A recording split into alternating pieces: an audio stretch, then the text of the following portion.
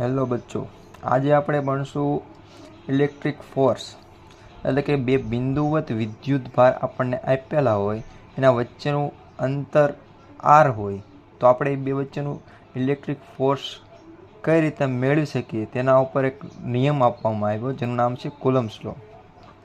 તો કે બે વિદ્યુત ભાર વચ્ચે લાગતું કુલંબિક બળ એ તે બે વિદ્યુત ભારના ગુણાકારના સમપ્રમાણમાં અને તે બે વિદ્યુત ભારના અંતરના વર્ગના વ્યસ્ત પ્રમાણમાં હોય છે. જો F is directly proportional to Q1 into Q2, F is inversely proportional to 1 upon R square.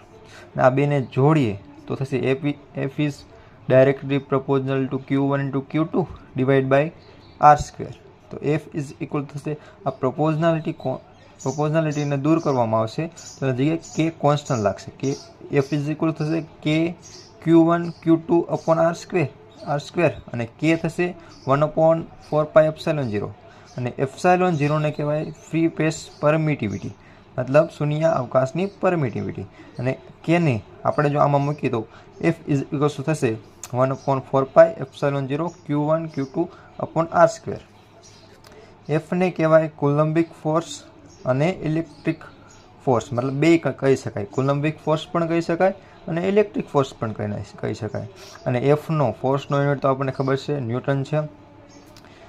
Epsilon 0નો એકમ આપણે કાઢીએ તો એપ્સાઇલોન 0ને અહીંથી કરતા બનાવીએ, એફને નીચે આવવા દઈએ તો થશે Q1 Q2 એટલે કુલમ સ્ક્વેર ડિવાઈડ બાય એફનો થશે newton into metre square, coulomb square divide by newton into metre square.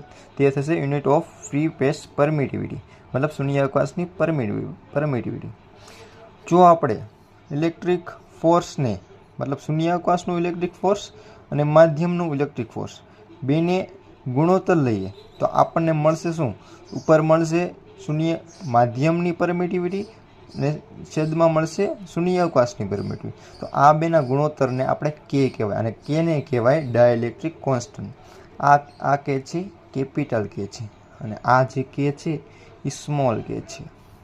એટલે EM ડિવાઈડ બાય એપ્સિલોન 0 બરાબર K થશે ડાયઇલેક્ટ્રિક કોન્સ્ટન્ટ. બરાબર, હવે આ એટલું સમજાઈ ગયું. બરાબર, આમાં કાંઈ નથી, સાવ સહેલું છે. હવે આ પહેલો ટોપિક હતો. હવે આપણો બીજો ટોપિક થશે એ થશે ઇલેક્ટ્રિક ફોર્સ અને ગ્રેવિટેશનલ ફોર્સ વચ્ચેના સંબંધો ને